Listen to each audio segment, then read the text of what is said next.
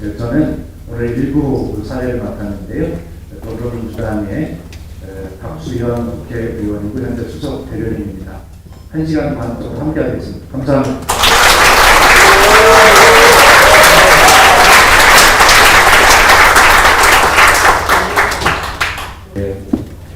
황 교수님의 이러한 일생의 연구를 집대성한 건 책은 동서양 국가운동의 흐름을 꿰뚫어 4차 산업혁명 시대에 나아가야 할 국가상을 제시하고 대한민국의 혁신과 미래 전략을 담고 있다고 생각합니다.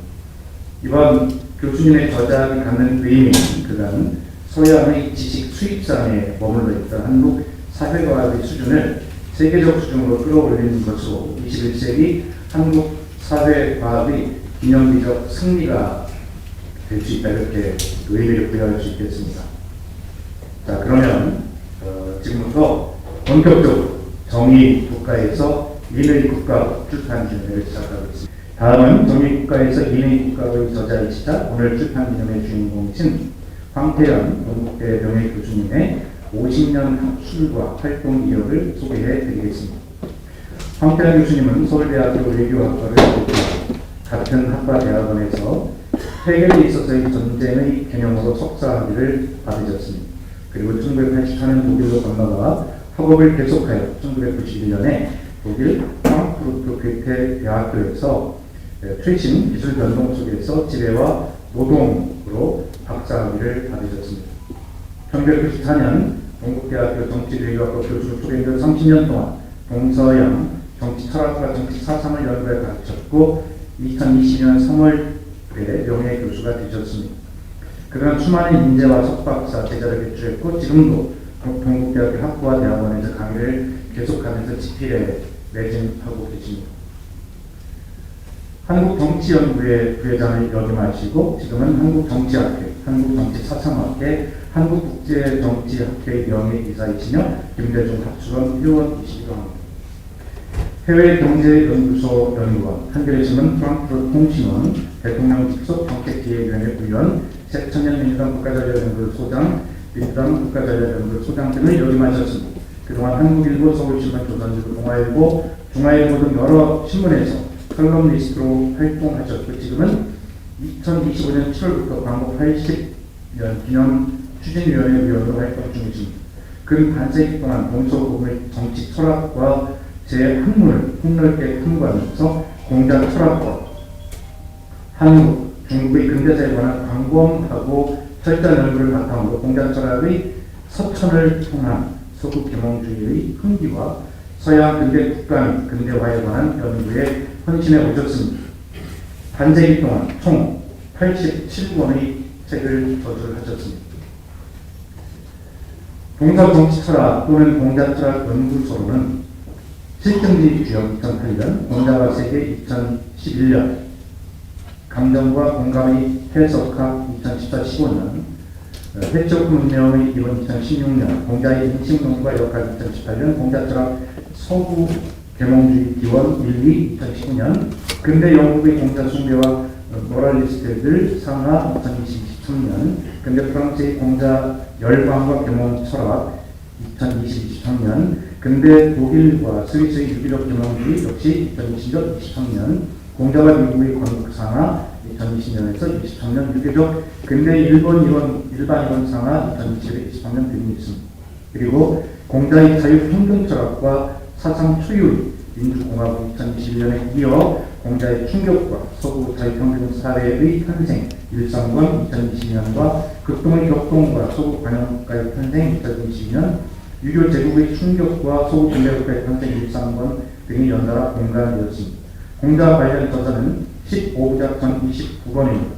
해외로 번역된 책으로는 중국 인민일보 출판사가 공자와 세계 제2권의 대중판 공자 잠든 유럽을 깨우다 2015년에 대한 중국 역서가 중역인에 출판되었습니다.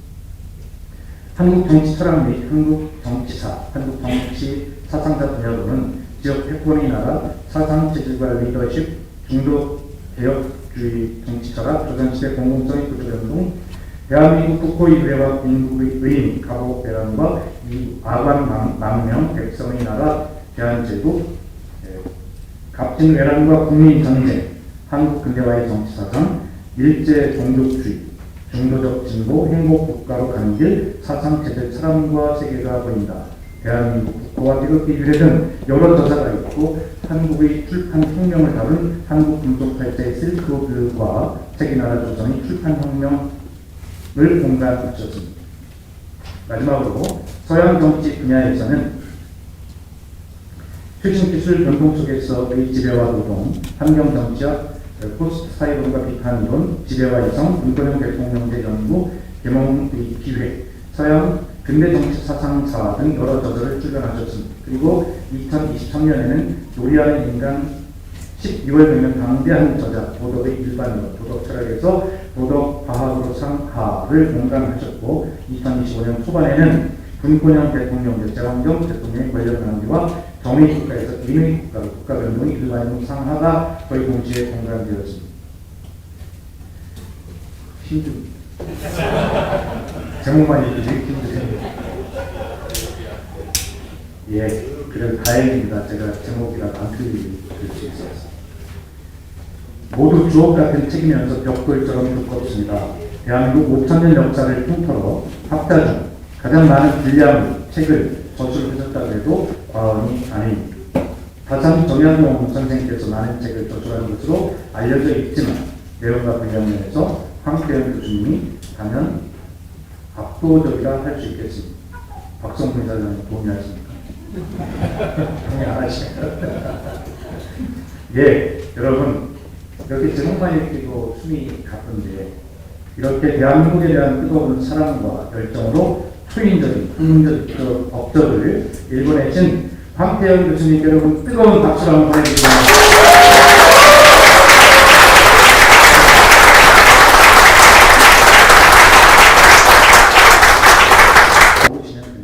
이어서 황태현 교수님의 인사 말씀이 있을 예정입니다. 네, 여러분 다시 한번 뜨거운 박수로 교수님을 만나보고 계십니다. 이 자리는 저의 졸적 정의국가에서 인위국가로의 출판을 기념하는 자리입니다. 이 책은 제가 지난 반세기 동안 연구하며 얻은 정치 철학적 깨달음을 종합한 87번째 저서입니다. 앞으로 더 많은 역사서들이 준비되고 있어서 곧 저서 100권을 넘길 것 같습니다. 이 책의 출판을 특별히 기념하는 것은 이 책의 내용이 세계적으로 3, 4차 산업혁명과 그리고 내란에 직면한 이 시대의 우리 사회에 꼭 필요하다고 생각하기 때문입니다. 오늘 오신 분들 가운데 이 책을 완독하신 우리 김경희 지식산업사 대표님과 감옥에 오래 고생하신 우리 송영길 대표님이 두 분이십니다. 그리고 김종민, 박성준, 정진욱 의원님은 열심히 읽고 계신 걸로 알고 있습니다. 그러나 다른 분들은 방금 책을 받아서 책의 내용을 아직 접하지 못했을 거라고 생각합니다. 그래서 이 책의 요지를 잠시 말씀드리고자 합니다. 오늘 오신 분들 가운데 지난 2000년 동안 서양은 정의 제일주의의 정의국가를 추구해온 반면 북동 유교국가들은 사랑을 제일로 치는 인정국가를 추구해왔습니다. 어디인자의 정사정자를 쓰는 인정은 맹자의 용어입니다.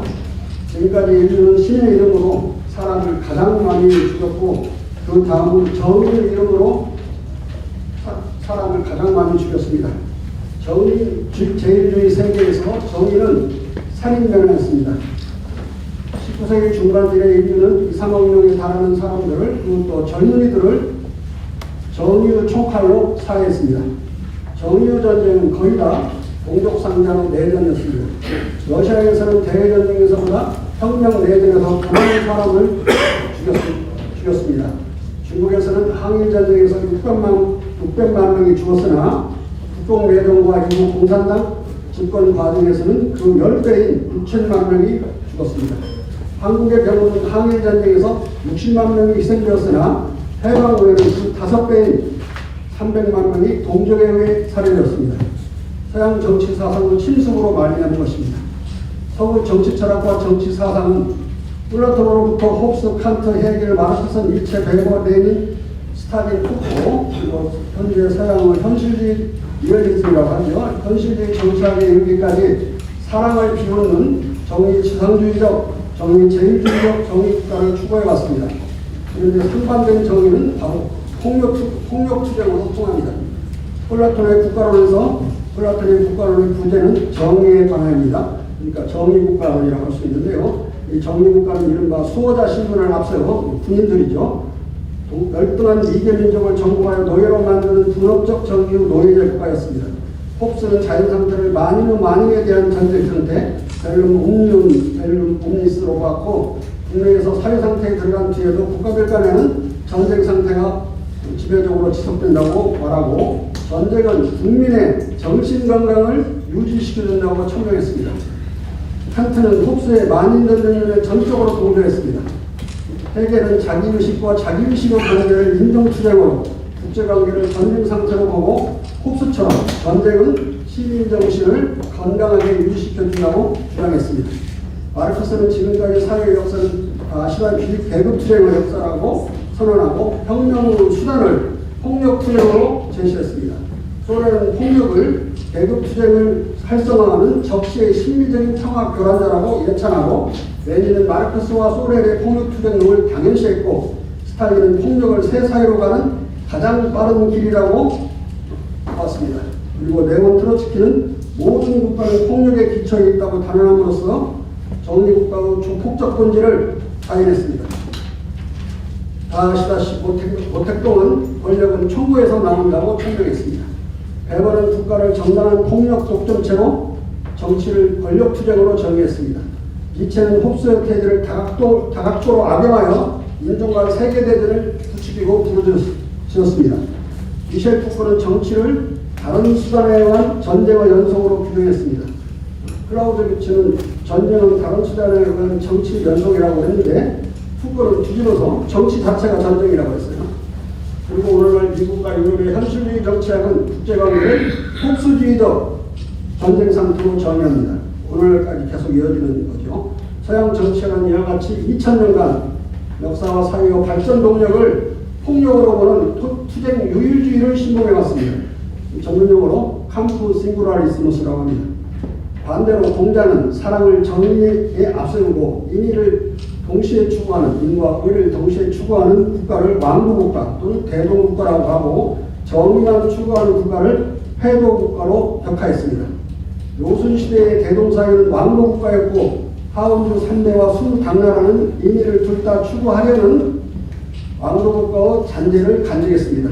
그러나 송대 이후 인구가 증가하고 토지가 상대적으로 부족하고 상업의 발달로 인해 경제사회적으로 불평등해지면서 토지와 재물을 균등화하는 사회 정의는 포기되었습니다. 그래야 송나라에서 청나라까지, 고려에서 조선까지 정의를 포기하고 각종 재변에 대처하는 황정과 국민정책에 치중하는 애민 중심의 인정국가를 추구했습니다. 인정국가는 양민과 교민의 복지국가였습니다. 정의를 포기한 까닭에 극동에서 계급투쟁은 극히 드물었으나 정의 없는 인정은 종종 편애로 흘러 심각한 강파 싸움을 야기했습니다. 강파 싸움 이야기를 많이 들으셨을 겁니다. 그러나 그런 가운데서도 유교과 지식인들은 정의를 사랑하고 바탕 위에서 추구하는 요순시대의 대동사회를 언제나 유토피아적 꿈으로 잊지 않고 오늘날까지도 마음속 깊이 간직해 왔습니다. 대동이 무슨 뜻인지는 모르지만 오늘날도 대동이라는 말은 많이 쓰여지고 학생의 축제는 대부분 대동제라고 그러죠. 이 대동사회가 바로 인과 의가 서로로 결합한 대동을 시행하는 인의국가입니다. 그래서 저는 사랑 없는 정의는 살인 면허이고 정의 없는 사랑은 갈등의 화근이라는 정의롭고 의원님이 수정해 주셨어요. 명제를 수립하고 종래의 정의국가를 조폭국가로 격하여 과거에 지속시키고 사랑을 정의에 앞세워 사랑으로서 정의를 시행하는 동서 협파, 좌우 합력의 미래국가로 인의국가를 다시 천명하고 거창합니다. 하지만 인의국가의 실현은 시대적 조건이 허용되어야 할 것입니다. 저는 인의국가를 이룰 수 있는 시대가 왔다고 판단합니다. 서양에서 그간 치열하게 대결 정치를 펴오던 좌우 정당들은 IT, AI 혁명 시대를 맞아 국가 정책을 전대미문호 수준으로 수렴시키고 있습니다. 거의 정책들이 저하고 똑같아요. 대표적으로 기본소득제도, 종업원 지주제, 법인세, 소득세, 동시감세 정책 등 수없는 정책들이 좌우 정책이 거의 유사하게 일치하고 있습니다. 또 좌우 정당은 극우 세력과 타도를 공동과제로 삼아 서로 연합하고 있습니다. 중동의 5개 국가가 붕괴했고 아프리카의 대부분의 나라들이 경제적으로 붕괴됐습니다. 난민들이 서구로 쇄도하고 있는데 극우 정당들은 가만히 앉아서 엄청난 정치적인 수학을 하고 있고, 이탈리아는 파쇼가 집권했고 오스트리아도 파쇼가 제1당이 됐습니다. 나치가 제1당이 됐습니다. 오스트리아의 자유당은 한 번도 반성한 적이 없는 과거에 나치 군대의 하사관과 장교들이 만든 정당입니다. 그 정당이 제1당이 됐어요. 독일도 제2당으로 올라섰고, 프랑스는 여러분이 잘 아시다시피 영국도 영국 개혁당이 제2당이 됐습니다. 그리고 동구권은 모조리 오늘날 기준으로 극우 정당들이 집권하고 있습니다. 통발에서부터 프랑스까지. 이런 상황에서 과거의 좌익과 우익 정당들이 극우 정당의 집권을 막으려고 지금 계속해서 현역에서 어렵게 막아내고 있는 상황입니다. 독일도 그렇고 사실 프랑스도 마찬가지고, 우리나라에서도 극우 내란 세력을 물리치기 위해 좌우 연대의 조짐이 있습니다. 좌우 세력의 대립적 정의다툼을 뒤로하고 설치한 바로 인간의적 동포애적 연대가 바로 사랑임인 것입니다. 이 연대 속에서도 좌우 간에 더 다른 정책을 하고 선의의 경쟁을 벌이는 것, 이것이 바로 사랑을 담은 정의의 추구입니다. 그래서 저는 인류가 전대미문의 3, 4차 산업혁명과 전 세계적 극우 도발에 직면한 이 시대에 특별히 인정치와 인위국가를 2000년 인류 역사 속에서 지속되어 온 인정 없는 정의국가 또는 정의 없는 인정국가의 반편적 국가 형태를 청산하는 새로운 국가 변동의 일반적 방향으로 소리높여 천명하는 바입니다. 이것이 이 책의 요지입니다. 경청해 주셔서 감사합니다.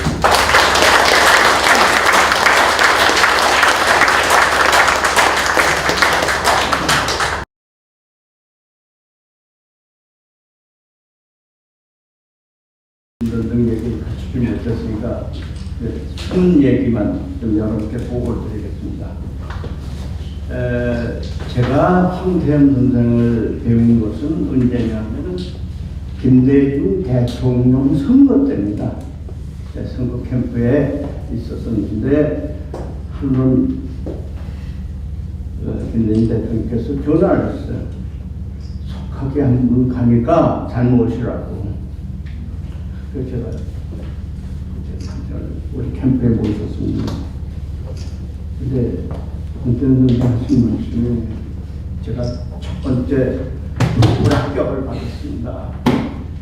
제가 저 고종의 그 러시아 대사관을 발명한 거를 교과서 있는 대로 아만 8천이라고 그랬거든요. 그때 제가 딱 지정을 해줍니다. 아만 8천이 아니라 러시아 대사관에 망명하신 거다. 제가 배운 거 아마 8천으로 배웠거든요. 생각보다 아만 8천이라는 건 일본 놈이 만든 말이야. 아관 이렇게 아라사라는 말이죠. 아라사가 러시아예요. 그러니까 아라사의 대사관에 8천원 거다. 옮겨간 거다. 이거 있는데 사실은 그게 아니라 러시아 대사관이 그게 러시아 영토다. 그게 영토니까 거의 러시아 대사관에 가신 것 자체가 하나의 망명이다. 이렇게 해석을 하셨어요. 그 일에 저는 제가 배운 모든 국사가 아주 죽은 지식을 배웠구나 하는 것을 지금 죽은 지식. 그래서 모셨습니다. 근데 지금도 모시고 있어요. 어디다 모시냐? 금년이 광복 80주년입니다. 예, 광복 80주년에 기념사회가 아주 늦게 구성됐어요. 아시다시피 7월 달에 구성이 됐어요. 이제 전부 그 착각들만 전부 여기 뭐 허스카이 유재 선생님도 이러니까 전부 우리나라 최고 인사들만 모셨어요. 제가 선발한 것도 아닙니다. 저는 그럴 능력도 없고 나중에 그냥 위원장으로 가라고 해서 왔는데 아유 난리가 났어요. 왜 나는 안 뽑고 저런 사람 뽑았냐 하고 막 난리가 났어요. 그리고 뭐 하는 얘기가 좀 수상하고 그래. 그래서 제가 생각하기에는 조금 모자란 사람들이 불평하는구나 이런 생각이 들었어요. 왜냐 우리나라 역사적으로는 3단계가 있거든요. 초보 단계, 그 다음에 이제 정의국가, 그 다음에 인위국가. 오늘로서 황태현 선생은 이제 인위국가 경지로 들어가신 거예요. 인위국가 경지로 들어가시고 그전에는 이제 정의국가 수준이고 그 이전에는 뭐 저같이 잡다한 것만 역사라고 배운 것에 불과한데 가장 중요한 것이 뭐냐? 여기 너저런 역사를 배운 사람이 한다는 말이 광복이라는 것은 2차 대전에 연합국의 승리를 위해서 공짜로 얻은 거야. 이게 요새 통용되는 건가 봐요. 그러니까 그렇게 얘기를 하죠. 기관장이 그런 얘기를 했어요. 역사에게 아주 중요하게 여겨야 하는 기관장이 광복이라는 건 그냥 공짜로 얻은 거야. 그런 얘기를 하는 겁니다. 근데 텔레비전에 어떤 프로를 보니까 조그만 중학교 학생이 하는 얘기가 해방이 언제 됐냐니까 해방이 그저 미국이 원자탄 터뜨려서 그 뒤에 해방이 됐어 그런 얘기를 하는 거 보니까 그 수준이다. 비슷한 수준이야. 그런데 이 비슷한 수준이라고 우리가 생각했는데 거기에 숨은 의도가 또 따로 있었어요. 뭐냐? 독립투쟁이라는 것은 공연한 짓을 한 거야. 일본에게 잘 보여야지 일본이 우리의 근대화에 도움이 됐는데 그것도 모르고 일본을 요구를 하는 놈, 그 놈은 반일 종족이야. 반일 종족. 이렇게 얘기하는 것이 오늘날 사회 전반을 지금 물들이고 있습니다. 저는 대단히 위기라고 생각하는데 다행히 황태현 선생님 것이 오늘 인위국가 선언하고 싶게 얘기하는 건데 그런 사람들이 다시 이 책을 좀 한번 봐야 될 거. 솔직하게 얘기해서 저희는 독립투쟁을 하면서 그냥 나라의 주권만 찾으려고 독립투쟁은 아니잖아요. 김인현 독립선언의 제일 처음에 어떻게 시작했습니까? 오동은자에 조선이 독립국인과 조선민이 자유민임을 선언하라. 자주 독립이에요. 자주 독립한 나라에서 어떤 나라로 만들겠느냐? 그래서 세운 것이 대한민국 임시정부고 임시정부의 헌장 1조가 민주공화정 아닙니까? 그러니까 우리가 민주공화정을 위해서 싸운 거 아닙니까? 그 당시 일본은 어떤 나라였어요? 여러분께서 잘 아시잖아요. 명치 유신 끝나고 나서 다이쇼 데모크라시가 약간 있었지. 그 다음부터는 어때요? 군부가 뒤집었죠? 군부국가가 됐어요. 군부국가는 뭐예요? 파쇼 아닙니까? 군부 제국주의가 파쇼 아닙니까? 그런데 우리는 반파쇼 투쟁을 한 거예요. 그냥 나라만 찾으려는 게 아니라 민주공화정을 세우기 위해서 이걸 지키려고 싸운 것이 독립 투쟁 아닙니까? 이런 뜻을 다 뭉개버리고 1948년 건국했다고? 그럼 그전에는 나라가 없었다는 얘기입니다. 오늘 아침에 동아일보 칼럼에 썼어요. 누가? 뭐라고 썼냐? 1948년에 이승만 대통령이 오늘 세운 이 나라는 오늘 세운 것이 아니라 김인현 세운 대한민국을 오늘 부활하는 날이다 이렇게 얘기를 했는데 그거는 그분이 그때는 그렇게 얘기를 했지만 1958년에는 건국했다고 했다. 그러니까 이제는 이승만 대통령이 건국했다고 말하지 않는 것은 그거 그것이 잘못이다. 이렇게 논설했었어요. 오늘 1958년에 이승만 대통령이 건국했다고 그랬다는 거예요. 1958년이면 뭐예요? 4.19가 나기 2년 전인데 그때는 벌써 이승만 대통령 자기 정신도 아니에요. 응? 노태우 대통령한테 물어보니까 6.4 11기 졸업식 때 1956년인데 마이크가 꺼진지도 모르고 이승만 대통령이 여기가 어디야? 그랬다고 말이죠. 그 양반이 벌써 그 당시에 혼미해졌다. 그런 분을 자꾸 내세워서 이렇게 악전을 쓴 것이 오늘날 4.19이다. 3.15 부정선거다. 이렇게 내가 노태우 대통령한테 들었어요. 그 얘기를. 그러니까 56년에 이미 이승만 대통령은 6.4의 졸업식에 갔는데도 불구하고 졸업 축사에도 하셨는데도 불구하고 나중에 마이크가 그냥 켜진 걸 보고 여기가 어디야? 그런 거 얘기를 하셨다는 거예요. 그런 사람이 이 1958년에 대한민국 건국했다는 것을 딱 어디서 찾아내가지고 다시 인용해가면서 이승만 대통령이 초기에 한 말은 그 잘못한 것이다. 그 양반이 정정해서 58년에 딴소리를 하셨다. 이렇게 얘기합니다. 참 한심한 것이 요새 벌어지고 있습니다. 그래서 저는 황태현 선생님은 진짜 천재입니다.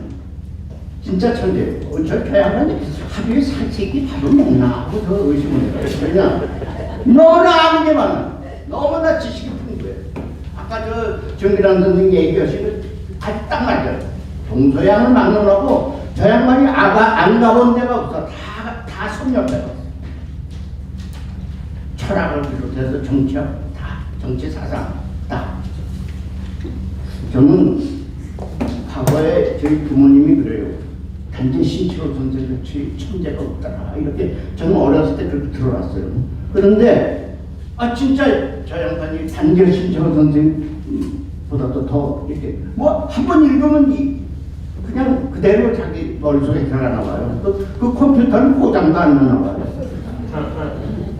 그래서 황태현 선생님 같은 분은 우리가 모시고 오늘날 이 타락한 역사 이것을 시정해 가는 것. 그래서 인위국가로 정의국가에서 인위국가로 가는 이 과정이 우리 민주화에 성공하는 하나의 길이 아닌가 이렇게 생각이 돼서 오늘 다시 한번 황태현 선생님께 감사를 드리면서 저의 수업을 사실 핑계대고 안 오려고 했어요.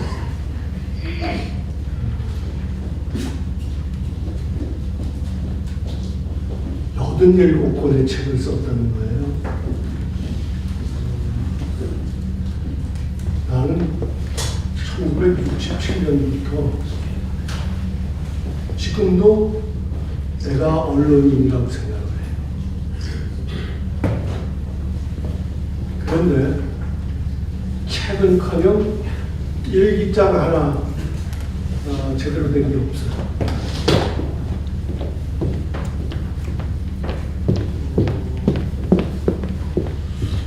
한번 써보려고도 해봤어요. 책을. 그나마 내가 겪은 일도 있고 내가 하고 싶은 일도 있고 5장도 못 썼어요. 한데 평생을 쓰는 거를 직업으로 삼고 살아온 사람인데 막상 책을 쓰려고 그러니까 안 돼요. 그런데 이 황모 교수라는 사람은 87권을 썼는데 앞으로 더 써서 100권을 채우겠다고. 그래서 참 이 사람은 책을 쓰는 건가 마음으로 푸는 건가 이게 도대체 어떻게 된 건가. 근데 내가 그 자리를 왜 가야 되지?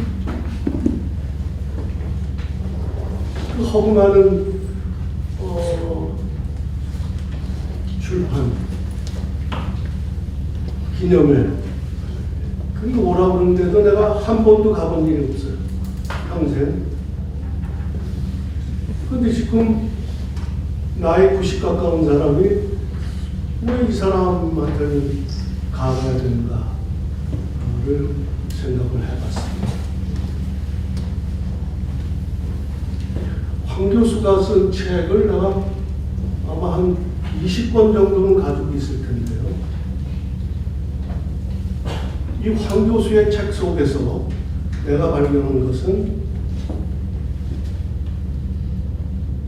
어떤 상황이나 시대나 그럴 때마다 꼭 새로운 어떤 시각, 어떤 개념 이런 걸 만들어서 그걸 또 책으로 써요.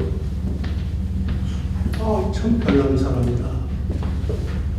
그렇게 해왔는데 이번에 드디어 지금 우리가 정의로운 사회를 만드는 것도 힘에 붙여가지고 다 죽어날 지경이고 거의 얼마 전에는 나라가 그냥 거덜이 나서 끝장이 나는 상황까지 갔는데 이제 그거 말고 이내를 난 참 묘하다. 책을 아직 못 읽었습니다. 근데 내가 그 축약본을 어디서 내가 구해서 봤더니 이게 또 하나의 좀 계시 같은 것이 될 수도 있겠다.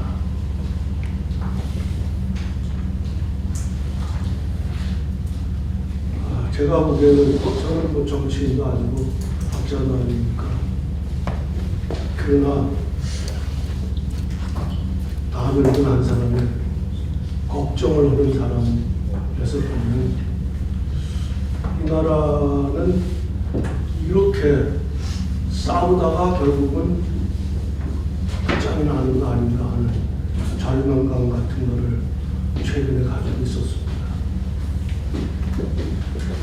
그런데 이 인의 국가라는 개념 이것을 어떻게 정치인들이 현장에서 구현해 낼 수 있을까 하는 건 뭐 제가 상상할 수도 없는 거고 제 영역도 아닙니다. 그러나 정치하는 사람들이 이것에 관해서 곰곰이 들여다보고 생각하고 그리고 어떤 방법을 찾아내고 실천하고 하는 일들을 앞으로 추진한다면 조그만 활로가 될 수 있지 않을까 하는 그런 생각을 했습니다. 저는 이 참석 자체가 결국 갈까 말까 했는데 축사 같은 거야 더더군다나 생각지 않았는데 기습이 당했지요. 그래서 두서없이 말씀드렸습니다. 여기 계신 분들 중에 상당 부분은 아직도 정치 현장에 계시고 또는 정치인으로서의 어떤 지망을 가지고 계신 분이 많으신 것 같은데 공부도 좀 하시고 생각하시고 그렇게 해서 나라가 더 이상 나빠지지 않도록 같이 좀 협력을 해주시면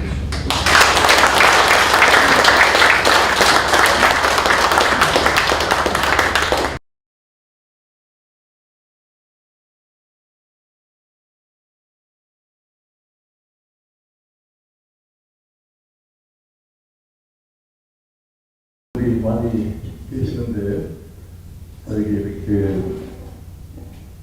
축사를 이렇게 해주셔서 통보스럽습니다. 아마 제가 이거 완곡했다 그래서 완전히 일부러 시키는데 아무래도 감옥에 있는데 우리 황태현 교수님이 연예에 와서 이 책을 꼭 읽으라고 줘주고 왔습니다. 그래서 하도 많으니까 줄을 넣어서 이렇게 읽었습니다. 되게 녹음을 했는데 또 다시 읽어보고 자다가 있고 또 다음날 있고 해서 줄을 그어서 읽고 그래서 제가 장문의 덕후감을 써서 보냈습니다.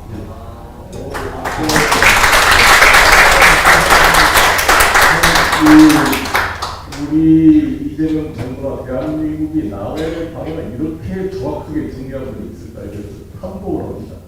대단한 일인 것 같은데, 제가 정교한 우리 총장님께서 저를 정치에 입문시켜준 낫하답니다. 근데 우리 총장님과 함께 황태영 박사님 보면서 김대중이라는 존재를 사실상 이 빨갱이로 몰고 지역주의 환심으로 이 기득권 군부국대 세력이 덫을 씌워놨습니다.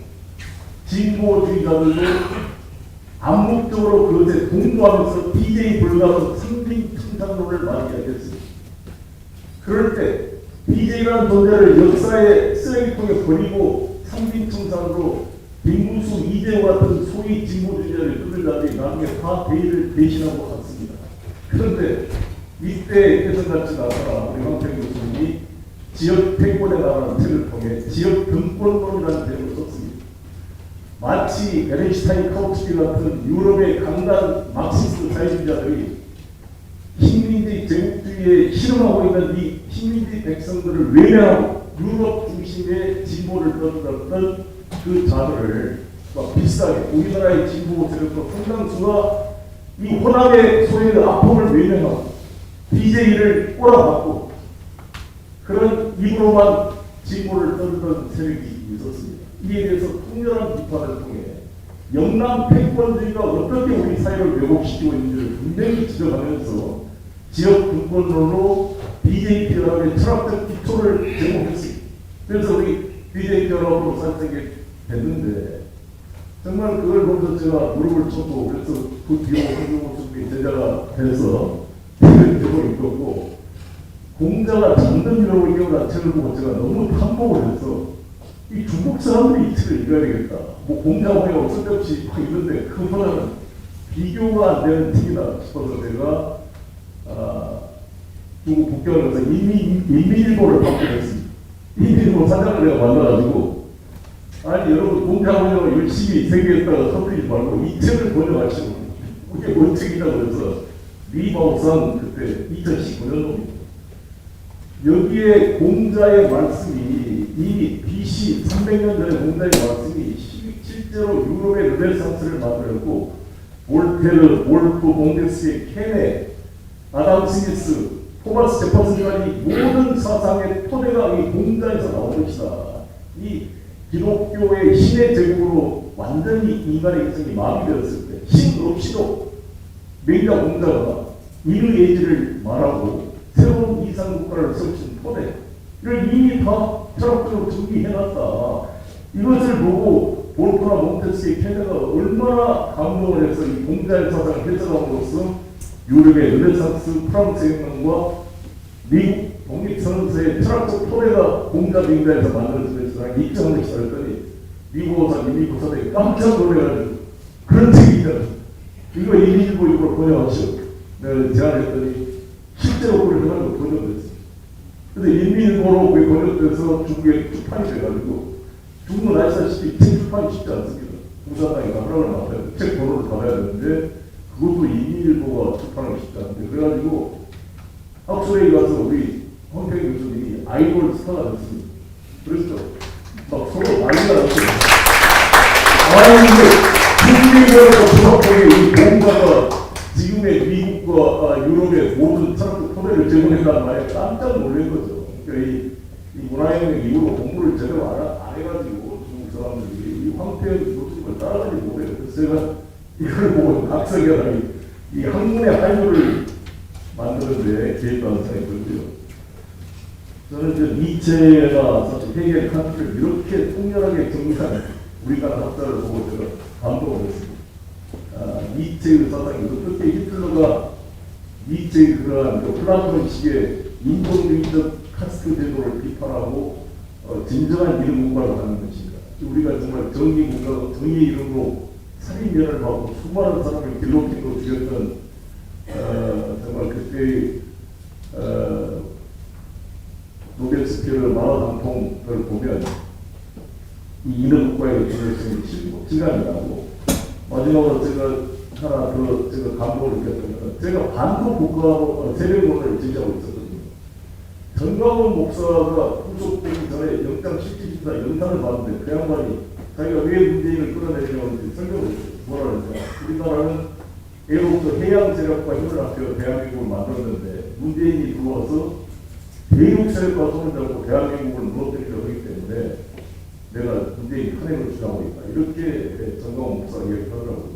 그래서 제가 그때 고민을 하면서 왜 우리나라는 한국의 세력력을 만들지 못하고 대륙과 해양 쪽에 붙어야 먹고 산다고 생각합니다.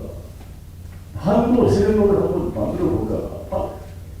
이탈리아 반도가 힘을 모았더니 로마의 천년 제국을 만들었다. 발칸 반도가 힘을 모았더니 정말 비잔틴 제국의 동로마 제국 천년의 역사를 만들어냈고 이베리아 반도가 힘을 모으니까 스페인 무적 함대 해상 제국을 만들었는데 왜 우리 한반도가 해양과 대륙을 포섭해서 반도가 세력이 된다는 생각을 못하는가. 우리 항상 우리 붙어야 대륙이 해양 붙어야 산다고 생각한다라고 해서 제가 반도 세력을 쭉 정립해 가고 있는데 아무튼 우연의 일치로 이 책을 읽으면서 여기서도 마지막 부분에 보면 이 반도 세력로 프론티어 국가 이 문명 패치워크를 통해서 소프트 파워로 우리 대한민국 반도의 근거에서 세계로 뻗어나가는 대한민국의 미래의 모습을 보게 나왔습니다. 저는 민국 주석이 한없이 아름다운 이 문화강국 대한민국을 꿈꿨던 것처럼 이재명 대통령께서 또 김대중 대통령께서 지원을 하는데 간섭을 한다는 것 한일 문화 개방을 통해서 지금의 한일 토대를 DJ가 만들어놓은 것처럼 이것을 이어서 이재명 시대의 문화강국 소프트파워 프론티어 대한민국 반도 세력 그래서 대륙과 해양이 전쟁으로 부딪히는 러일 전쟁, 한국 전쟁, 천년 전쟁의 무대가 되는 한반도가 완충지대를 만들어서 새로운 평화 국가의 매개를 만드는 그 비전을 너무나 정리를 잘해 보셔가지고 제가 무릎을 쳤고 이게 내 생각을 써온 것처럼 감동을 느꼈습니다. 이 책을 우리 박지원 의원님이 꼭 했습니까? 김종민 의원님 약속합니까? 저도 참여하고 민주적으로 참여해서 이 책 공부를 봅시다. 그래서 이 이해국가 시대를 만들어가고 진심으로 축하드립니다.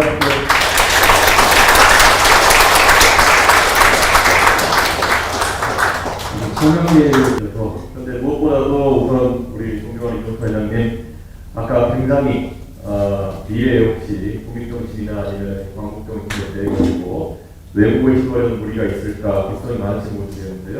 저도 걱정하지 않아도 될 것 같습니다. 젊은 세대들은 당연히 우리 독립과 광복의 뿌리가 어디인지 잘 알고 있고 그에 대해서 왜곡을 하는 사람들에게는 단호하게 맞설 것이다 라는 말씀 우선 드리고 시작하겠습니다.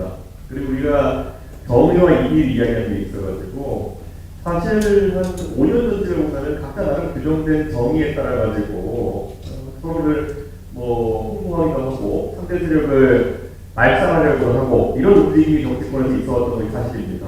그러다 보니까 극한들이 이어져 왔고 근데 그 과정에서 저는 결국 사람과 사람이 다른 사람들이 모여서 어떤 논의의 틀을 만드느냐가 결국 이해로 넘어가는 길목에 있다라고 생각합니다. 왜냐하면 제가 국민의힘 당대표를 할 때 정말 항상 만나서 말씀 나누기 즐거워하지 않았던 분이 바로 우리 송영길 대표님이었습니다.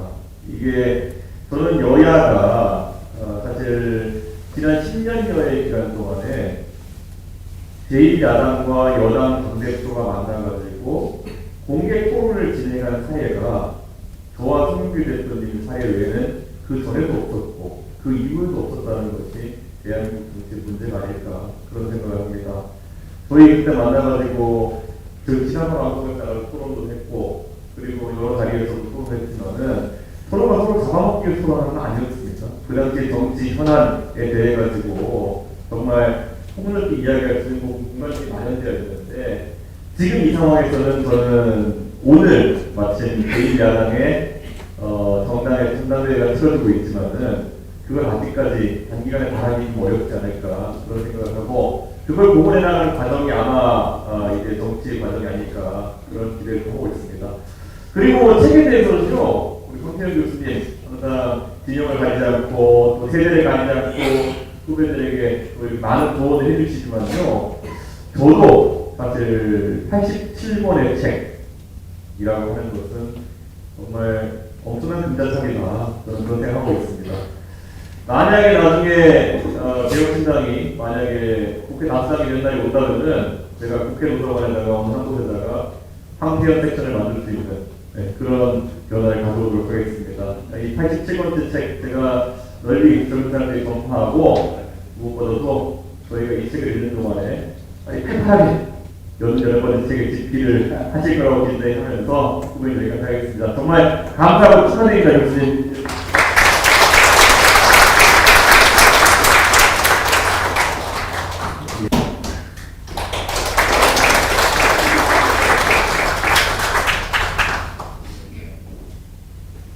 지금 우리 사회에는 많은 교류가 표차해서 흐르고 있는 것 같습니다. 최근에 우리나라에서 많은 책이 생산되고 있습니다.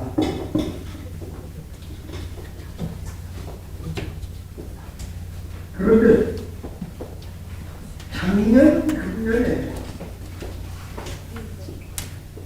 우리 사회에서 몇 가지 정천봉지하라는 사태가 벌어졌습니다. 우리가 아주 피부로 느끼고 음으로 양으로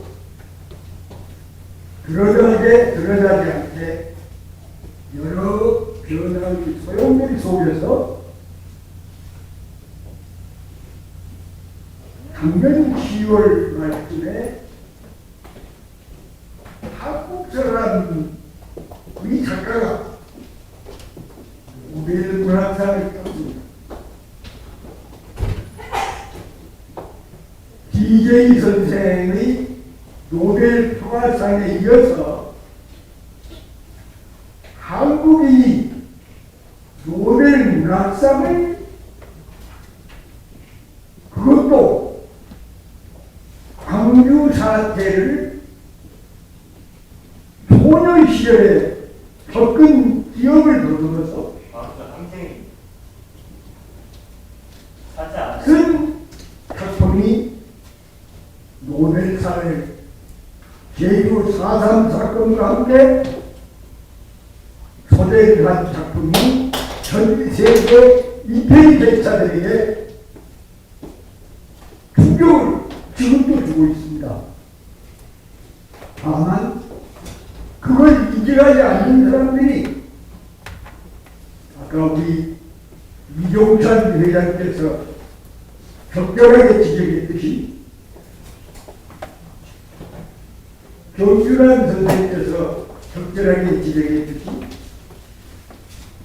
아직도 사실대로 인정하지 않으면 그런 교류가 맹맹히 흐르고 있습니다. 그러면 작년 저는 황천 교수의 그 많은 원고를 저도 이제 나이가 90입니다. 제가 그 원고를 보고 한 줄 단어 하나 받으려고 꿰매듯이 황천 교수의 원고를 계속 산도를 했습니다. 그리고 토론을 벌였습니다. 제가 모르는 것을 묻고 잘못된 것을 바뀌었고 해서 책을 만들었는데 오늘 이 자리가 그러한 황 교수의 학문의 업적이 노벨 문학상을 탄 한강 작가의 업적에 못지않게 한국 사회가 이제 21세기 전반기 세계를 논란이 하고 있습니다. 그 작업이 오늘 우리가 시하고 있는 황 교수의 출판 기념의 주제입니다. 감사합니다.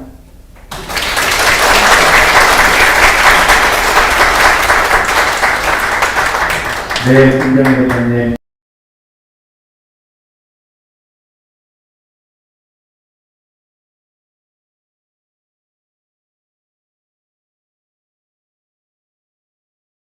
우리가 지금 자울로 뭐 부부가 창고라고 이게 이 시대를 주목하고 들어가는 이제 이미 국가라는 그 국가의 갈 방향을 제시해 주시는 것은 굉장히 의미 있고 저는 설계주변에 있다는 생각이 듭니다. 그래서 우리가 그 시대를 규정할 때, 시대 정책을 규정할 때 산업화 시대를 박정희 대통령이 했다고 했잖아요. 그 다음 민주화 시대, 우리 김대중 대통령이 앞장서서 또 만드셨고, 그 다음 시대의 정신이 뭐냐 하는 거에 대해서는 우리가 아직 대답을 못 찾고 있는데, 그 대답에 근접해서 갈 수 있는 그것이 바로 이 국가의 방향이 이국가 시대가 아닌가 하는 저는 생각을 해보는데, 어떻게 생각하십니까? 그렇게 가도 되겠습니까? 그런 의미에서는 우리 국민주권 시대를 주장하는 이재명 정부도 지금 국민주권 시대라는 것도 결국 이국가 시대로 가는 거와 저는 맥이 전혀 들리지 않을 거다라고 본다는 측면에서 우리 국민주권 시대를 주장하는 이 정부가 잘못되면 결코 안 됩니다. 이제 더 이상. 그래서 정말 나라를 지키기 위해서, 나라를 살리기 위해서, 미래를 위해서라도 이국가 시대로 가는 그거를 국민주권 시대가 접목해서 같이 갈 수 있도록 도와주시고 지지해 주셨으면 하는 바람입니다. 다시 한번 축하드리고, 특히 돈이 안 되더라도 우리 피가 되고 살이 되는 책들을 거의 몇십 년 내주실 김용희 선생님께도 정말 감사의 말씀을 드립니다. 축하드립니다. 고맙습니다. 제자입니다. 그런데 저는 나날이 제자고 진짜 제자는 소명이 대표님이신 것 같아요. 제가 대학원 다닐 때도 공부 안 한다고 혼났던 것 같은데요. 지금은 그때도 굉장히 그 파격적인 이론과 주장으로 우리의 정말 심장을 울렸다면 지금도 굉장히 파격적이고 도발적인 질문으로 우리의 또 심장을 울리는 것 같습니다. 감히 정의에 대해서 누가 문제제기를 할 수 있을까요? 다 정의로 오는 거 아닌가? 가야 될 방향 아닌가? 하지만 그 내면에 있는 모습들을 우리가 못 봤던 것 같습니다. 그것을 황태웅 교수님이 사랑이 없는 정의는 살인 면허이다라는 한 문장으로 우리에게 묵직한 질문을 주신 것 같습니다.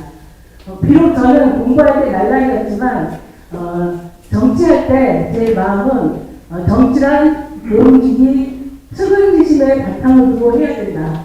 그러니까 측은지심이 없는 정치는 공허한 주장일 뿐이고 아무리 그 주장이 완벽하고 논리가 화려하다 할지라도 측은지심이 없다면 그거는 사람의 마음을 살 수가 없다. 이런 생각을 하면서 저는 정치를 하고 있거든요. 네, 그렇게 하고 오면 교수님 제가 그 외면 상통하는 거 맞습니까? 아직 많이 부족합니까?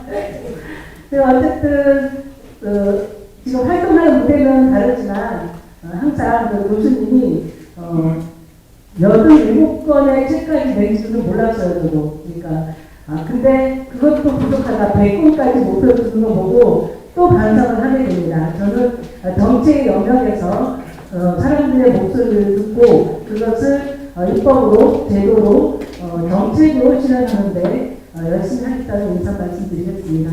감사합니다. 그리고 교수님 정말 축하드리고 이후의 활동도 적극적으로 응원하고 지지드리겠습니다. 감사합니다. 지금 많은 우리 선생님들이 우리 황태현 선생님의 학문적 업적과 또 이 책이 갖는 또 성취에 대해서는 많은 말씀해 주셔서 제가 특별히 가인수를 안 해도 괜찮을 것 같아요. 제가 이 책을 받아 들고 다는 못 읽었는데 그 제목 목차를 보고 딱 꽂히는 것들 위주로 계속 왔다 갔다 하면서 보고 있거든요. 근데 밑줄 칠 게 너무 많아서 너무 오래 걸려요. 책 읽는 게.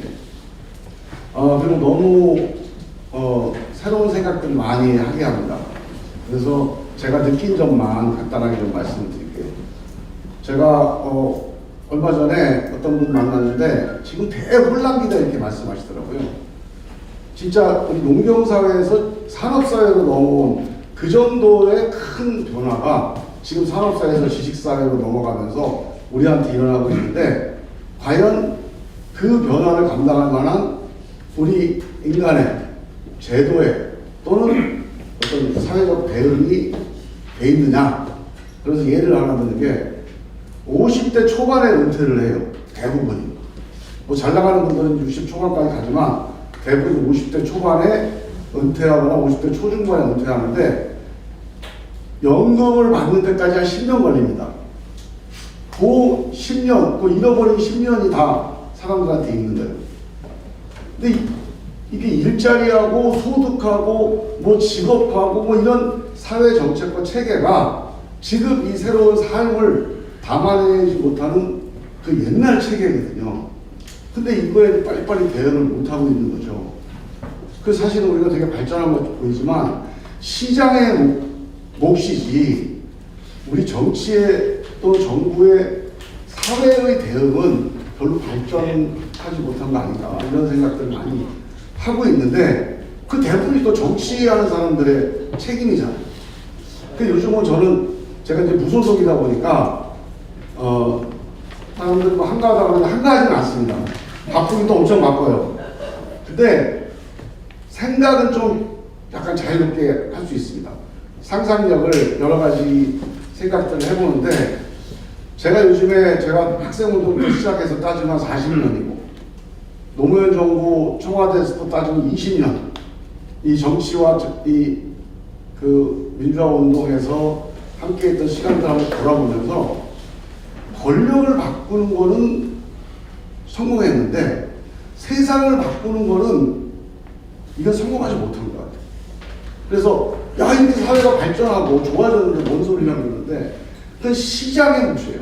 시장이 사회를 발전시킨 거는 정말로 많이 성과가 있었고 변화했는데 그 시장과 함께 민생 삶을 바꿔낸 인간의 노력은 되게 부족합니다.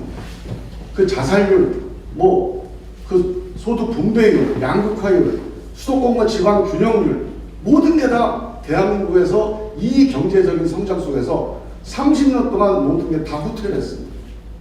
이거 정치의 후퇴죠. 근데 이 문제에 대해서 저는 대학 때부터 학생운동 뭐 지도부도 해보고 또 청와대도 있어보고 또 지방정부도 해보고 했는데 뭐 한다고 열심히 했는데 투쟁을 열심히 하면은 우리가 해방된다 라고 생각을 했던 적이 있었어요. 투쟁만으로 안 되는구나.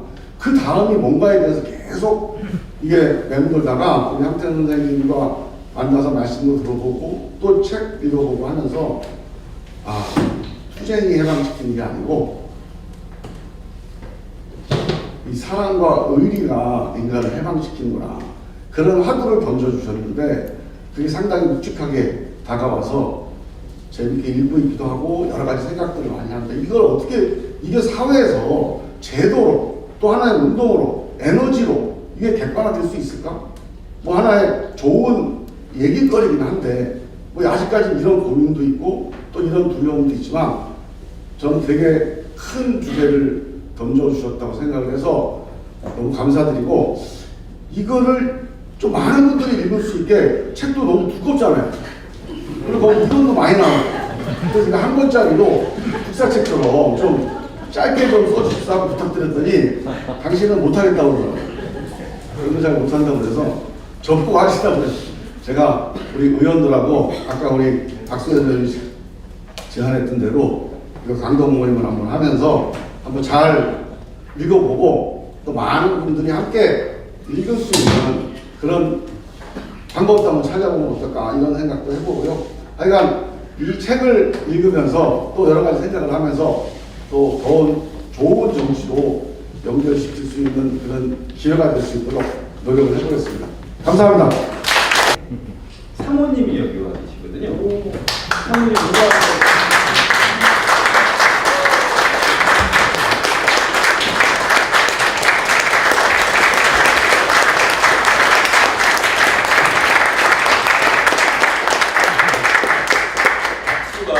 교수님 못지않게 큰 것 같습니다.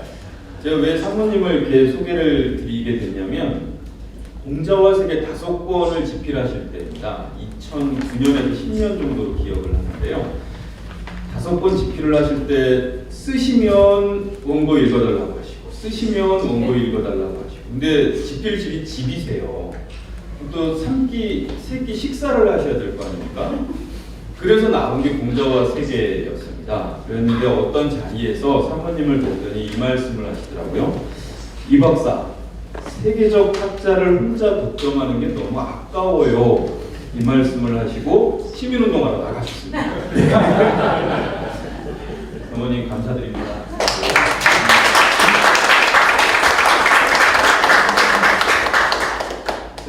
제가 존경하는 교수님 출판기념회에 마지막 축사를 할 수 있게 돼서 영광입니다. 저는 94년부터 교수님께 배웠습니다. 교수님께서 동국대로 오시면서 그때부터 배웠습니다. 올해로 꼭 30년이 지나고 있습니다. 30년쯤 돼야 마이크를 잡을 수 있는 것 같습니다. 무엇보다 교수님께서는 정치 사상을 연구하는 자세와 실천을 몸소 보여주고 계십니다. 80년대에는 아까 이후로 선생님 말씀도 해주셨지만 한국의 사회변혁과 민주화를 위한 정치적 사상 동력을 제공하기 위한 운동권의 이론가셨습니다. 90년대에 소련 붕괴 후에 진보운동이 갈피를 못 잡던 시기에는 한국 사회운동의 진보적 정치 사상을 실체적으로 꼭꼭 씹어서 수혈해 주셨습니다. 21세기에 접어들면서 교수님 연구는 점차 서구 합리주의에서 공맹 중심으로 확장되기 시작을 했습니다.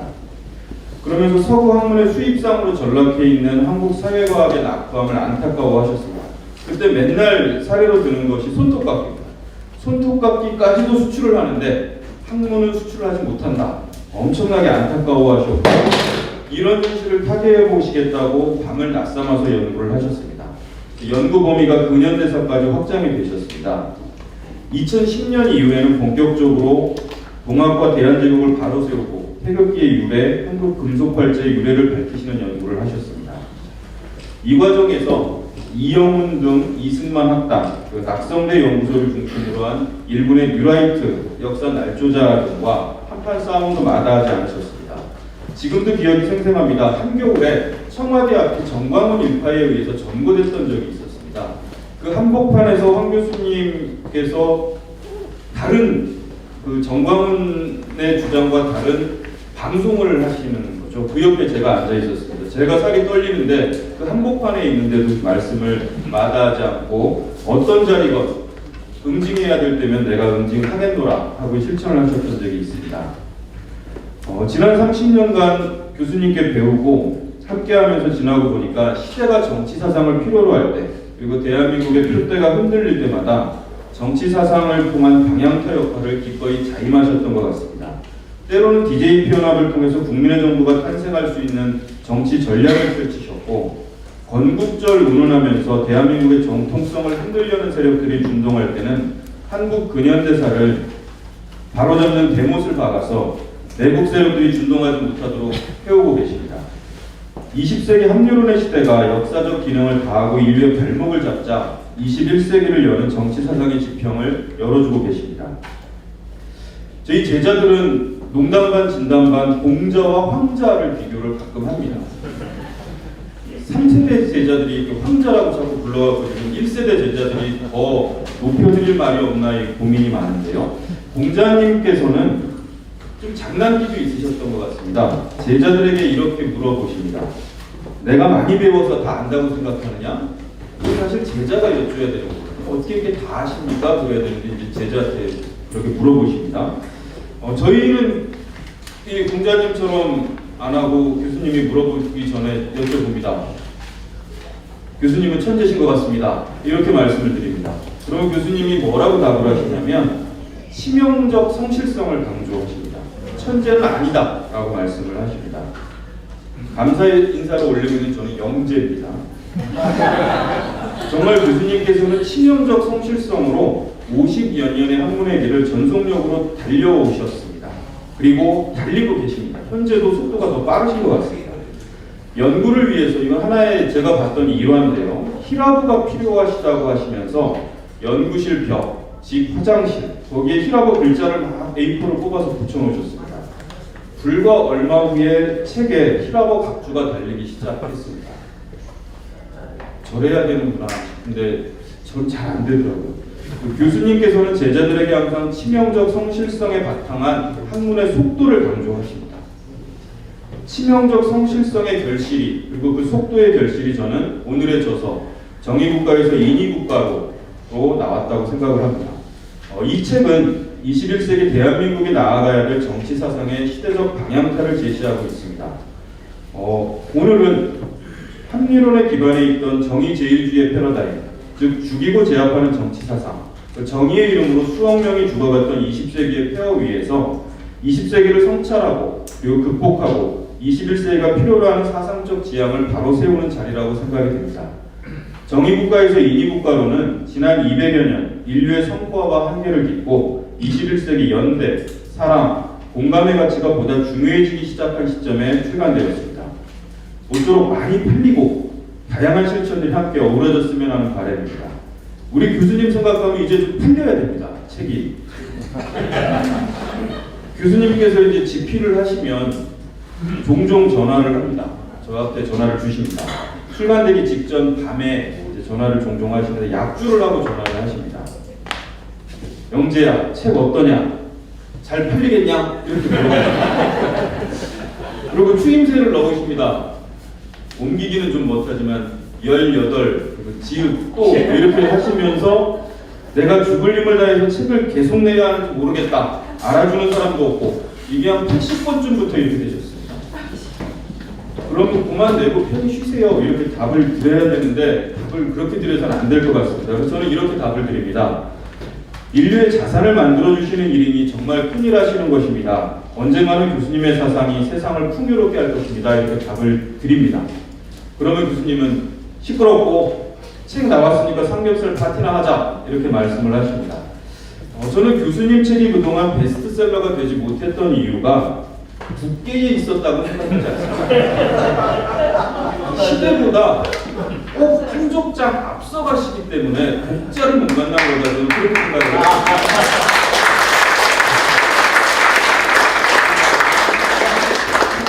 여기서 바꾸시면 안 되는데 정의제일주의 패러다임의 배터리가 다 떨어지는 시점에 정의론이 불진하게 팔렸습니다. 정의를 넘어서 더 큰 가치를 생각하는 책이 낡은 익숙함의 텃세에 밀려서 저는 책이 안 팔리는 거다 이런 생각을 했었습니다. 근데 오늘 보니까 그 생각이 잘못된 것 같습니다. 최근 학술서의 출판 기념회는 거의 없습니다. 거의 사라진 마당에 이렇게 성대하게 출판 기념회가 성사되는 광경을 보니까 이제 교수님 책의 스파크가 튀기 시작했구나. 거대한 물길이 일어나고 있구나 라는 생각이 듭니다. 내일부터 판매 주수가 많이 올라갔으면 좋겠습니다. 그리고 기왕 마지막에 나온 김에 꼭 교수님께 감사 인사를 드려야 할 일이 있어서 짧게 마지막 말씀 올리고 마치겠습니다. 보통 연구자들은 새로운 사료나 문헌, 자료들을 확보하면 감추고 혼자 보기 바쁩니다. 그리고 원래 알았던 것처럼 시치미를 떼고 하고 뛰기가 십상입니다. 근데 교수님께서는 어떻게 공부를 하는 스타일이시냐면 아담 스미스, 데이비드 휴me, 허치슨, 셰프치베리, 베이컨, 프란스 드발 이런 사람들을 공부해야겠다고 생각을 하시면 핵심 문헌을 거의 번역하다시피 하십니다. 문더더기는 빼놓고 핵심은 거의 번역을 하십니다. 번역을 하면서 거기에 각종 평가와 문제의식 관련된 참고 문헌들을 메모를 빼곡하게 해놓습니다. 제 파일에는 황태현의 연구노트 이렇게 되어 있습니다. 그걸 바탕으로 집필을 하시기 때문에 집필에 감이 오셨을 때는 속도가 엄청나게 빠르게 됐습니다. 어떻게 보면은 출간된 책보다 이 연구노트가 가장 소중한 자산입니다. 근데 교수님께서는 그 중요한 연구노트를 제자들에게 파일째 여태껏 주고 계십니다. 공부에서 출세하자가 아니라 공부에서 제자주자 하고 계시는 것 같습니다. 교수님께 이 자리를 빌어서 다시 한번 감사드리고 제자들이 기라성 같은 제자들이 많지만 제가 대신해서 나오는 건 목소리가 좀 커서 그런 것 같습니다. 21세기 명저 정의국가에서 인의국가로를 출간해 주신 교수님께 감사드리고 교수님께 감사하고 싶은 말들은 너무나 많습니다만 이제 집에 가셔야 되니까 여기서 줄이도록 하겠습니다. 감사합니다.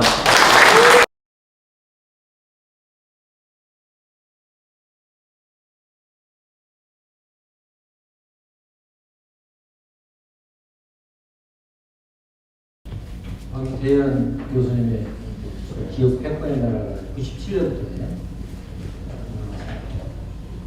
그게 이제 아까 송영기 대표님이 말씀하신 대로 BJP 연합의 철학적 기초가 됩니다. 사실 이제 그 책이 사실은 저는 굉장히 그때 이제 그 책을 보고 많은 영감을 얻었고 또 제가 그 뒤에 이제 박사학위 논문 쓸 때 한국 대통령 선거 연합정 기획부에 중요한 그 자료로 삼았습니다. 그 뒤에 이제 저도 한 30권 되나요? 하면서 책이. 그리고 이제 뭐 여러 가지 그 조선 출판의 나라 조선, 출판혁명에 대한 상하고 책이라든지, 도덕에 관한 일반 이런 책들은 상당히 우리가 꼭 읽어야 될 것 중 하나고, 저분이 제가 한두 번 보는 거는 실증주역, 주역의 대가이십니다. 지금 아무도 그럴 거 아시는데 아주 주역의 대가예요. 그렇다고 그 책 이렇게 두툼한 책인데 깜짝 놀랐어요.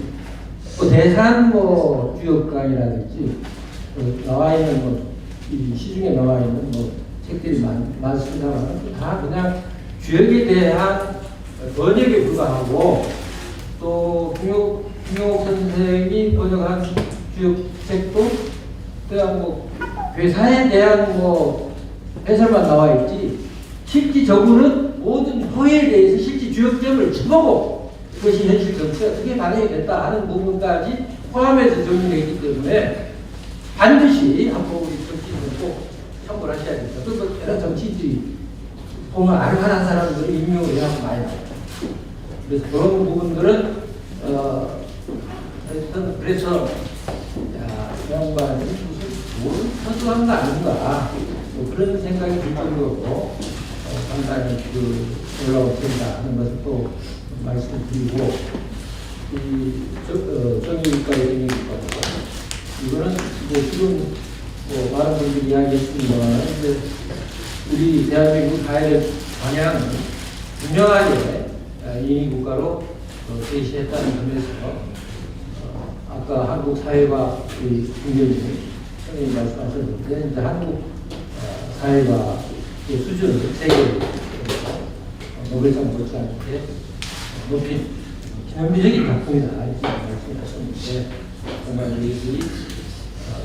이게 좀 돌리기 좀 두껍지만은 그래서 이게 책을 처음부터 정독을 하려면 힘드시니까 앞에 부분 1번 좀 보시고 또 다음 2번에 가서 좀 보시고 그리고 몇 번 왔다 갔다 해야 돼요. 앞에 갔다 뒤에 갔다 뒤에 갔다 앞에 갔다 그렇게 하다 보면 어느새 이걸 다 보게 되니까 너무 이거에 대해서 숨막히 하지 마시고 재밌게 읽으시면 충분히 다 소화할 것이라고 생각을 됩니다.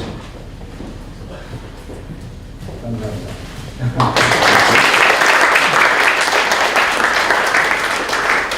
예, 감사합니다. 여러분, 놀랍게도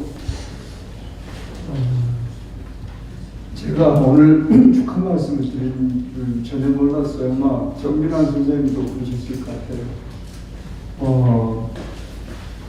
사실은 2024년에 대한민국에서 최고 책이 나왔습니다. 사상가 김대중, 부제가 그의 철학과 사상. 바로 여기 김정희 사장님 바로 지식산업사에서 나왔어요. 그런데 우리 황태영 교수님이 책임 편집을 하셨거든요. 황태영 선생님의 책인데 책임 편집이 얼마나 큰 역할입니까? 그런데 87권 속에 들어가 있지 않아요. 왜냐하면 당신이 직접 쓰시지 않았기 때문에 책임 편집이기 때문에 아마 빼신 것도 없고 웃지 않으시네요. 그러면 87권이 과연 어떻게 87권이 됐을까 하면 이런 거 다 놓아야 되거든요. 두 번째 드리고 싶은 이야기는 인위국가를 배우고 실천을 하는 것이 이제 굉장히 중요한 과제지만 한 가지 더 중요한 것이 또 있습니다. 더 중요하진 않지만은 마찬가지로 중요한 게 이걸 빨리 국제적인 언어로 번역을 해서 서양 세계에 알려야 됩니다. 최근에 최근에 작년에 노벨 경제학상을 받으신 분들이 있어요. 거기에 Why Nations Fail, 왜 국가는 실패하는가, 또 그만 왜 국가는 성공하는가라는 이제 케이스도 거기에 들어가는데 여기 한국이 내용이 들어가 있습니다. 그런데 제가 참 마음에 안 좋았던 것은 거기 박정희 대통령 이야기하고 김대중 대통령이 없어요. 그런데 한국이 지금 우리가 보는 이런 선진 혁신 대한민국은 김대중 대통령의 이노베이션 앤 테크놀로지 이것들이거든요. 그리고 그 책도 그걸 강조를 하고 있습니다. 그런데 김대중이 언급되지 않아요. 그 이야기는 외국에 있는 사람들이 한국의 발전, 그러면 특히 이제 경제적으로 하면 모든 것을 박정희, 그때 수많은 시리즈들이 하버드 대학에서도 그랬고요. 이게 한국의 경제 발전 박정희에서 처음 이렇게 외국어로 출판이 전 세계적으로 됐거든요. 근데 사실은 일만불 시대를, 국민소득 일만불 시대를 연 박정희 대통령하고 그리고 박정희 모델하고 이노베이션 앤 테크놀로지를 기반으로 해서 완전히 혁신을 시켜가지고 국민소득 3만불 시대를 연 시장경제와 민주주의, 생산적 복지를 엮어서 완전히 새로운 그 더불어 무슨 여러분 뭐 IT 또 무슨 K컬처 온갖 복지국가 온갖 것 다 우리가 다 연계돼서 누리고 있지 않습니까? 근데 김대중 대통령이 나오지 않아요. 그래서 제가 노벨 평화상 노벨 경제학상 받으신 분한테 한 2페이지로 김대중 모델하고 박정희 모델 그걸 제가 아는 한 그것을 가장 최선껏 정리를 해서 그분한테 드렸어요. 그랬더니 그분이 김대중을 더 알고 싶다. 그래서 김대중 자서전은 우리로 2권도 나와 있지만 우리나라에 Conscience in Action 그래가지고 행동하는 양심 영어본이 한 권으로 크게 나와 있어요. 그걸 소개했더니 그걸 읽으시겠다고 체크아웃 하겠다고 연락이 왔어요. 그래서 저는 한국대학 교수님의 이 인위국가 이것을 빨리 번역을 해서 뭡니까 정의국가에서 인위국가가 그렇게 하면 제목도 아주 멋있습니다. 영어로 번역해도 멋있습니다. 꼭 그렇게 빨리 하셨으면 좋겠다는 말씀을 드리고 싶습니다.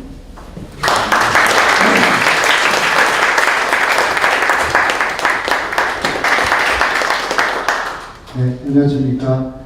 세종대학교의 호사카 유지 교수입니다.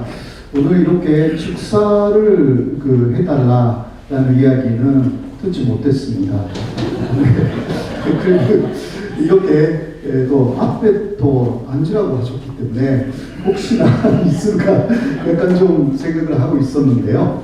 먼저 판태용 교수님하고는 이번에 그 대선 과정에서 제가 대통령 후보 직속 뉴라이트 매국사관 척결위원회라는 것이 만들어져 가지고 그 위원장이 됐습니다.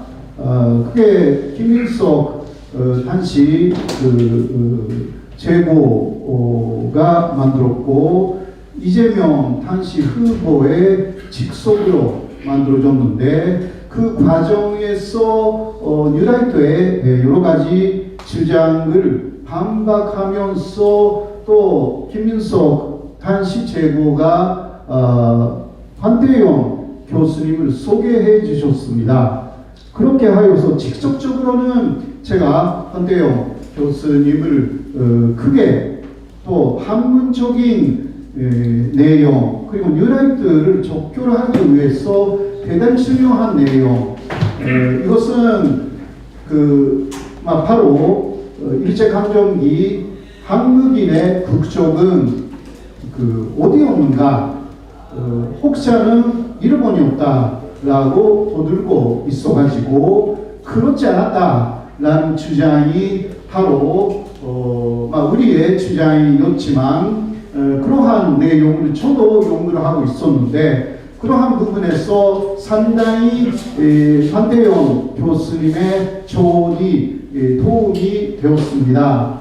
그렇게 하여서 또 직접 만나 배워서 또 교수님이 대한체육 기념사업회라는 곳을 만든다라는 이야기를 들었습니다. 대한민국이 아니라 대한체육입니다. 대한체육 기념사업회. 대한체육은 망한 게 아니다. 쉽게 말하면 대한체육이 소멸되었다라고 주장한 것은 일본입니다. 그러나 역사를 돌이켜보면 일본이 한국을 병합하면서 일왕이 나와서 말합니다. 대한체육의 국호, 그러니까 나라의 이름을 바꿔서 조선으로 한다 라고 일왕이 당시 이야기를 했습니다. 이거는 나라의 이름을 바꾼 것 뿐입니다. 대한체육을 없애겠다라는 말은 전혀 없었고 주가 없었습니다. 그러니까 대한체육이 사라졌다라는 것은 그 이후 일본의 해석에 불과하고 또 한국 사람들이 일본 국적을 가졌다라는 어떤 고치 문서도 없습니다. 그렇기 때문에 일제는 대한체육을 속국으로 만들어 가지고 피지배 국가로서 갖고 있었다라는 논리가 성립되어 가지고 그런 면에서는 즉 대한체육의 국적이라는 게 사라진 게 아니었다라는 내용이 사실 성립되는 부분입니다. 일본은 당시 한국 사람들에게 일본의 국적법을 적용시키지 않았습니다. 그거는 또 쉬운 말로 말하면 당시 일제 치하의 한국인의 국적을 일본으로 인정하지 않았다라는 말이 되는 것입니다. 말로만 일본 국적자가 되었다라고 해도 어떤 권리도 주지 않았고 송기정 같은 선수가 밖에서 마라톤에서 뛸 때만 이 사람 일본 사람이다 선전으로 그렇게 했을 뿐이지 실제로는 그렇지 않았다라는 내용들이 굉장히 많이 나오기 시작하고 있습니다. 그러니까 유나이트의 핵심적인 부분은 연구하면 할수록 무너지는 것입니다. 그러한 내용들의 지도를 저에게 조금씩 해주셨고 요새는 대한체육 기념사업회를 만든다고 하시니까 제가 또 가끔 해로서 또 가르침을 듣고 있습니다. 지금까지 많은 분들이 말씀하셨습니다만은 한대영 교수님 같은 분이 사실 노벨 문학상이라기보다 새로운 상이 필요하죠. 선례학상이라든가 이런 게 만들어져야 되는 거 아닌가. 그러면 세계의 흐름이 사실 바뀌는 것입니다. 저는 그렇게 생각합니다. 위대한 초소가 세계 역사를 바꿔놓고 인류를 새로운 차원에 올라가게 만든다라는 게 역사적인 사실이기 때문에 이러한 굉장한 초소 이곳이 대한민국에서만 있는 것이 굉장히 아깝다라는 저는 생각하고 있습니다. 앞으로 노벨 사회학상 이거 만드는데도 우리 대한민국이 앞장 쓰는 게 어떨까 그렇게 생각합니다. 또 이정장 회장님께서 또 이러한 부분에서 많은 학술 회의를 하셔가지고요. 거기서도 제가 역시 일제 치하의 한국인들의 국적은 한국이었고 대한제국이었고 또 그것이 대한민국으로 이루어진다라는 연구를 특례전도 발표하기도 했습니다. 이종창 회장님한테도 감사를 드립니다. 고맙습니다.